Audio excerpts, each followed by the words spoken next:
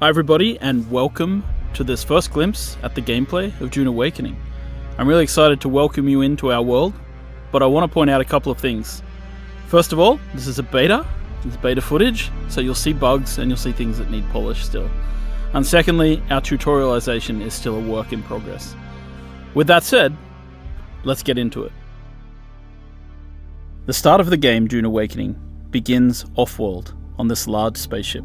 Show yourself, child. It is here, in the presence of the Reverend Mother, that character creation begins. Now the first thing you'll do is choose your preset avatar. Some of these are heavily inspired by the Denis Villeneuve movies. Once you've chosen a base visual look, you can then move into the depths of character creation and make choices about how your character feels, both in terms of age, but also a plethora of physical attributes. Our goal in giving players access to a detailed character creator is to really allow them to create the avatar that lets them fulfill their fantasy of living out their dreams on Arrakis.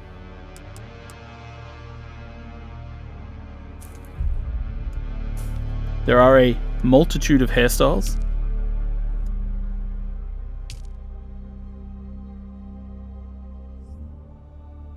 and other things such as tattoos for players to choose from. You can even choose different styles of lipstick and eyeshadow.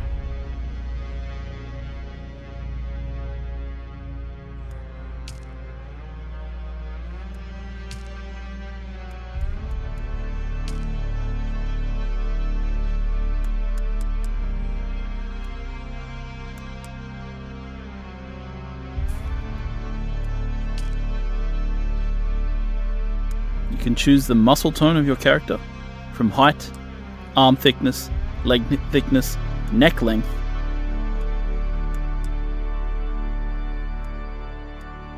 Once you finish your character, you choose your name and enter the world. And once you've customized the avatar that you want to play in the game, Have they told you well, then we what move I into am? the second phase of character creation. Then I will sift your words for lies. Let's begin. Where were you born? The second phase of character creation A world of is where water. you, as a person who may or may not know Atreides. anything about Dune, get to make choices about who you were before the game starts. Where you come from, Bad advice. what caste you belong make a to bad in the Dune deal. universe, and of Be course, close to perhaps power most is to importantly, walk the who your nice mentor edge. was. Who was your mentor? Your mentor determines your starting set of skills when you enter the game. You must have been very young. The mind must be prepared, or the training does not take. The test is almost complete. Have you spoken truth? Come here. Kneel. Put your hand in the box.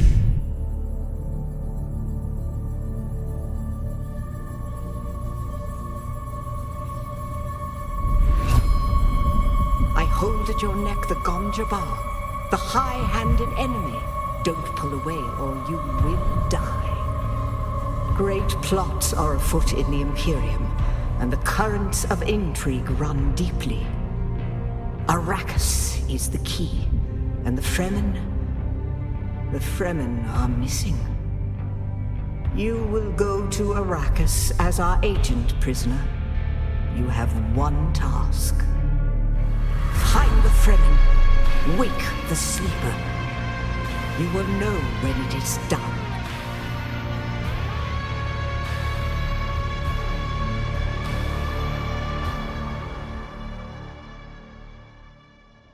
Now we're going to jump ahead a little bit in the story here, skipping past several events just to sort of get into the early new player experience of the game.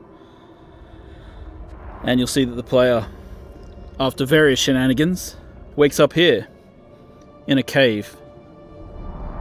And as we sort of look around the cave, we'll notice that it's filled with Fremen and the remnants of, this ancient culture.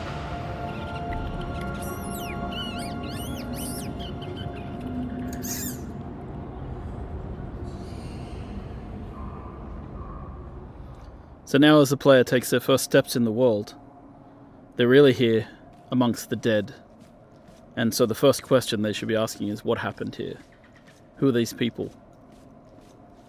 And, you know, this is just a place where we give players a little bit of time to adjust their settings, get a feel for the movement keys, and then move forward into the cave. And they'll stumble upon their first major interaction point, which is the Frem Kit. The Frem Kit in our game serves as both a backpack for the player, of course, but also really a guide. The Fremen used to pack these with interesting objects that they could use to survive in the desert, and it's no different from the player. So here they begin their first crafting experience, crafting a small scrap knife out of metal that was in the Frem Kit. These caves have been moisture sealed in order to preserve the moisture of those within the cave, and so the player, as they explore, will be able to use their scrap metal knife to pierce the seals and escape. So really this entire area, built using Unreal Engine 5, is just to sort of get the player and ease them into the path. A lot of survival games have very abrupt, very harsh beginnings, and we tried to, you know, make the experience of joining Dune Awakening just a little easier, just give people a little bit of a feel for the world before we really toss them out into the harshness that is the desert of Arrakis. So here we've crafted a heal kit, and we're going to use that to heal our character. And once we're healed, you'll see that our stamina bar in the bottom left appears. And now that we have stamina, we can climb. The climbing system in Dune Awakening is based in part on the one that we built for Conan Exiles. It's a free-form climbing system. It can be used to climb almost anywhere. And as you'll see later, the new technology available in Dune Awakening, such as suspensor belts, allows us to do even more interesting things with traversal.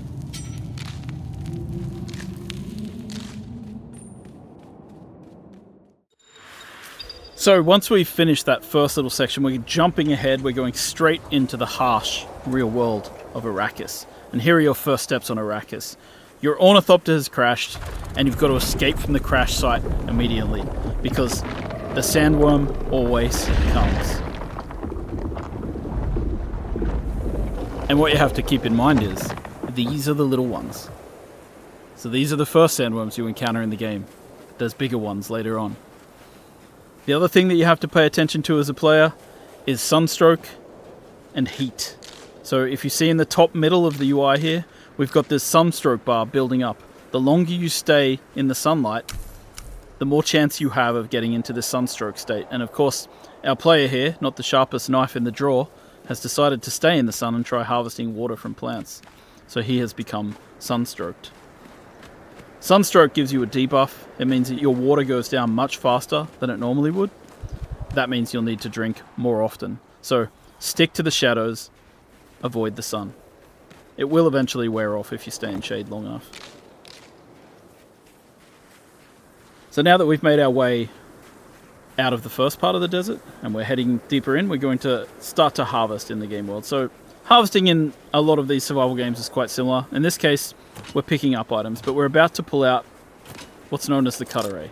And what we do with the cut array is we analyze structures to find their weak points, and then we cut along those lines to break open the structures and gain the resources inside. This is like mining. We apply it both to rocks, we apply it to metals in the game world. And at the start of the game as a player, you'll just be scrounging around, picking up, finding structural weak points in rocks that you can harvest, breaking them apart, and taking those pieces with you. Now we've jumped ahead a little bit, and we see that the player is starting to be affected by the spice in the air. And this means that players need to get somewhere safe, in shelter, before the spice overwhelms them and overwhelms their senses. And this is another large part of the game. We're not going to show too much of it today, but spice is a very important part. With the world broken apart by the War of Assassins, there are NPC bases scattered all over Arrakis. We're switching to a different character now, one who's slightly more advanced, and he's using his binoculars to mark an NPC outpost. We're going to mark that. That marker will then appear on our compass, and you're able to approach them in any way you like. In this case, our character uses a Shigawire claw combined with a suspensor belt to get up to high ground and approach the enemy base from above. Kind of one of the interesting things about Dune Awakening is just how you can combine the different abilities. And this is how traversal really plays into the game. Like, you end up being able to attack these bases from any angle that you'd like. Now, our player is going to craft the first gun in the game, known as a Mauler pistol, which translates to, the basic kind of weapon in the game. As you may know, in Dune, bullets are not the preferred type of ammunition. Instead, it's darts, which are fired at a slower rate in order to try and attempt to pierce shields. Now, this early in the game, enemies don't really have shields, so the player is going to sneak into the base from above and use a combination of their early abilities. In this case, dropping out a grenade, then sneaking around the corner, and beginning to get into NPCs head-on. Now, troopers are the basic shock troops of the universe, and their ability trees reflect that. Grenades, Shiga claws for moving around, and of course, they're able to take down people with headshots. You can see how suspensor belts really allow you to change your approach to combat.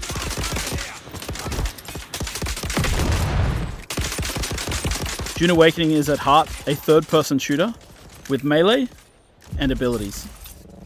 And it's the combination of melee, abilities, and range shooting that creates what we call combined arms in the game. Now, we've taken a fair bit of damage in this battle, so we're going to stop for a second to heal ourselves up with a bandage. Bandages heal over time, so you can't just heal yourself to 100%. You have to actually get into safety, get behind cover before you start using them.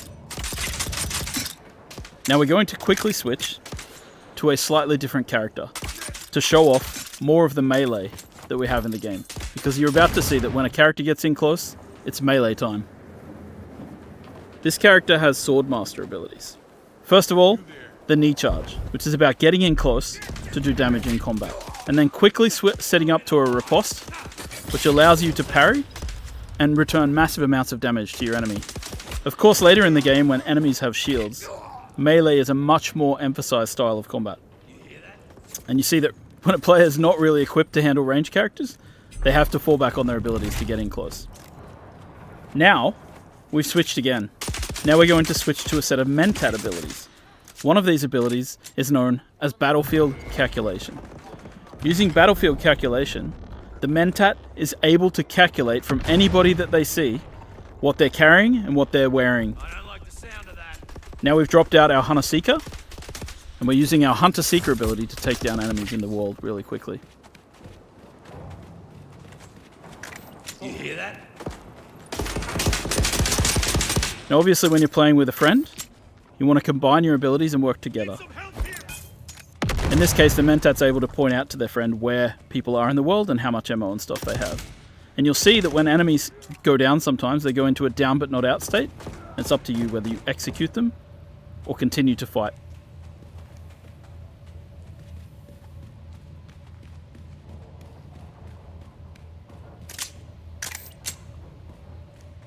After a quick reload, it's back into the battle, with our friend coming from above and throwing out one more grenade.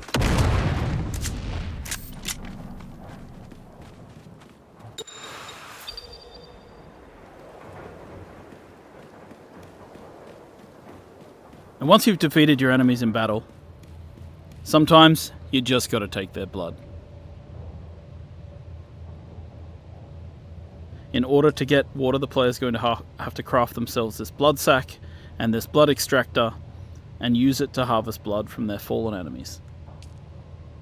Now, in our game, it's not always a good thing to just take blood from people. It's potentially bad and can only be used for certain things. Once you've extracted the blood, you can then of course drink it. As you'll see here, the player takes a big sip from their blood bag. But when they do that, it causes a debuff because the blood is not exactly pure, and drinking blood for water is not exactly a one-to-one scenario. So you'll see that our health bar got shorter while our water bar went up. And so being a blood drinker is not always looked upon in the right way.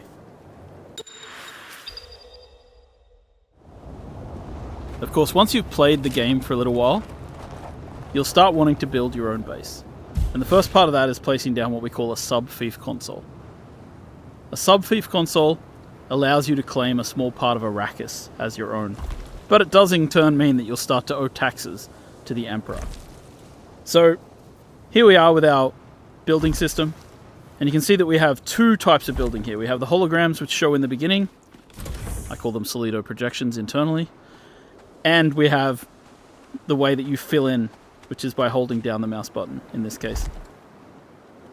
So the cool thing about this is it allows us to have this cooperative building system. So you'll see that one player places out the solido projections and the other player fills them in with the materials from their inventory. This is just a way that lets people play together and build together in an interesting and exciting way. We've seen through our experience with Conan Exiles that some people just love to build in these games. So we've created a system called the Blueprint Building System that allows players to save a copy of their base as one of these giant holographics. Then they can take them out into the world and place them out wherever they like and then rebuild. And we have another system in the game which allows you to take these, big architectural designs of your buildings and sell them to other players on the exchange. And once again, this is a way to quickly move your base around the world. If you've got a design you like, you don't have to, throw it out immediately. And it allows you to create these interesting masterpieces. It also, as you can see here, allows you to, if you're not artistically minded and you don't like building big bases, you can buy them from other players. Once you finish crafting a base, you want to fill it with all kinds of machines, fabricators, and refineries. And of course, harkening back to the blood extraction we just did, we've got the blood purifier.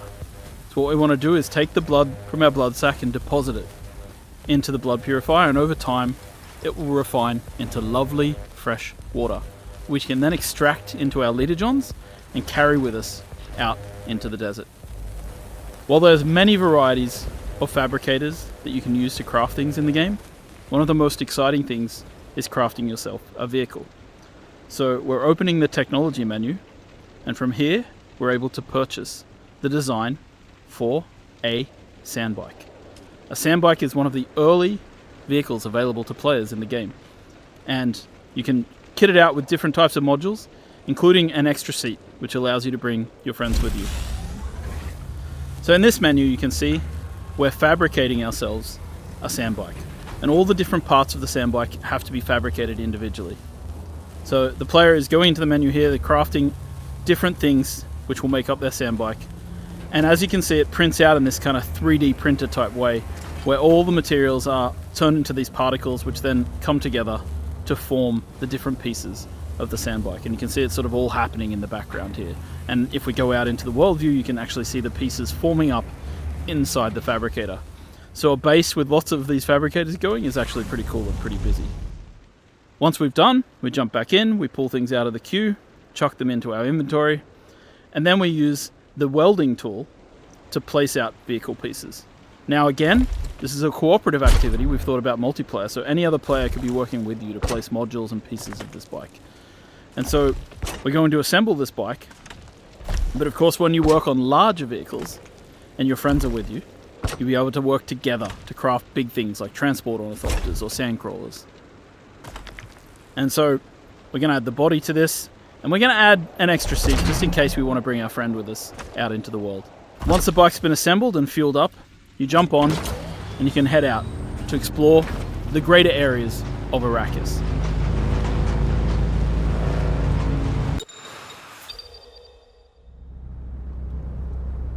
Heading out into the world to explore can be a dangerous experience.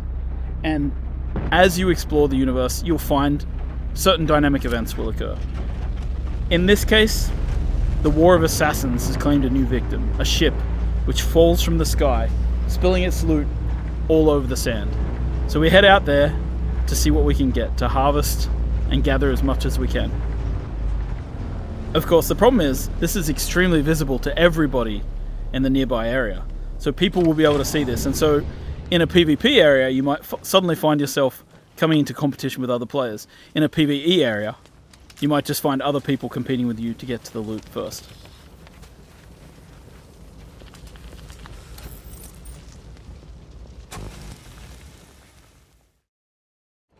And of course, at night time there are different kinds of threats, because while the heat of the day is dangerous, at night the Sardaukar patrol this area of the desert with huge spotlights, searching for players. Now this player is over here, harvesting dew with a dew reaper, sucking the water off the surface of these plants. And they've been captured and seen by the Sardaukar. And the Sardaukar send down troops who come floating down out of the sky to attack and destroy the players.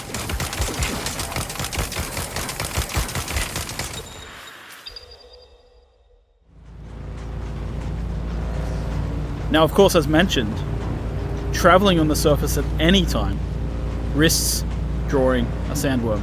But there are certain things which we've created to draw players out of their comfort zones. So in this case, there's a special type of sand here on the surface, known as flower sand. Flower sand, according to the books, is the softest kind of sand, and players can use it to refine it into a variety of different materials that they need for crafting. So you want to come out into the desert and you want to try and find flower sand, but you have to be wary and pay attention, because as you harvest, you risk drawing the attention of the sandworm.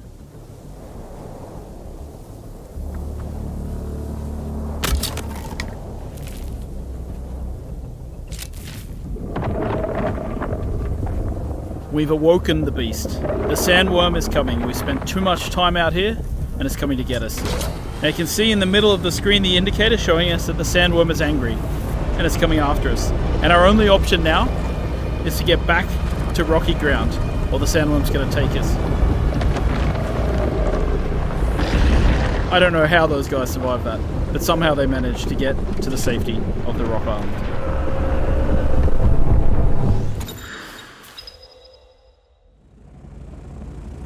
Once you've crafted your first ornithopter, you'll be able to take to the air and your entire perspective of the world shifts. From here, it'll make traversing the world a lot safer because you can avoid the sandworms. It'll also help you to go out into the larger world of Arrakis. Here we are in the overland map, and we're going to make our way south until we find the place known as Harko Village. Harko Village is the current seat of the Harkonnen, after their city, Carthag, was destroyed in a nuclear explosion during the War of Assassins. There's more details like that in the lore of the game for players to discover and explore. So we're going to land at Harko, and we're going to explore the social space. Once you arrive in Harko Village, you'll be able to meet up with other players, interact with them, trade, and create guilds. The game has a variety of social interaction mechanics, from emotes to grouping to a chat. Throughout Harko Village, you'll also interact with story characters, follow the main story. You'll be able to meet vendors who will sell you exotic items. They let you live. That is interesting. You'll be able to get a feel for how the factions are viewed in the world, and of course, you'll be able to swear allegiance to one of the major factions, the Harkonnen or the Atreides. Swear your guild's allegiance and begin to take part in the politics of the Imperium.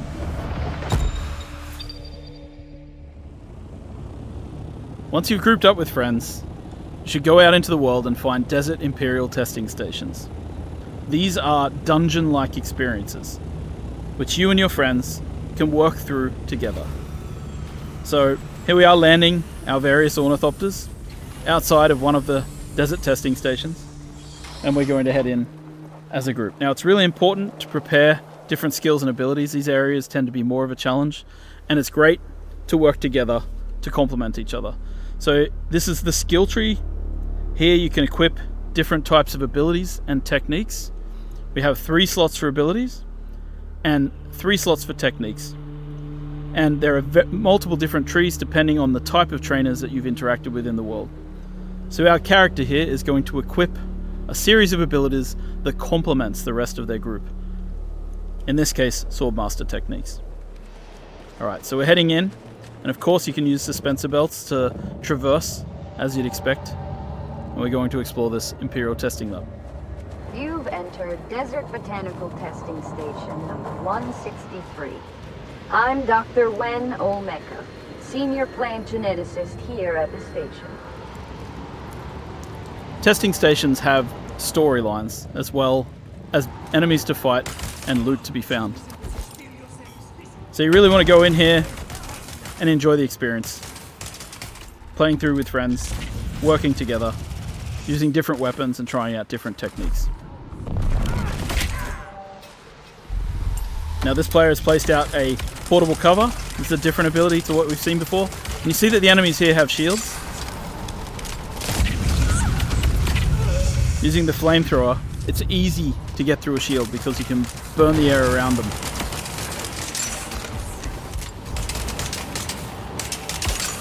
And of course our characters are a little higher level than they were in the start of this video. So you're able to see that, yeah, we can take people down a little more easily. And of course when you get to the end of these areas you find these really cool loot chests. And in these loot chests you find specialized components that are used for crafting exotic weapons and items. The end game of Dune Awakening takes place in the deep desert. Giant spice blows will happen, drawing players from all around to try and harvest the spice as quickly as possible. You want to get there first, and you want to try and take as much spice as you can before an enemy guild shows up to try and take it away from you. Now of course, if you're clever and you start to lose the battle, you might place out a thumper, and that limits the time in which people are able to take spice, because then the big worm is going to show up.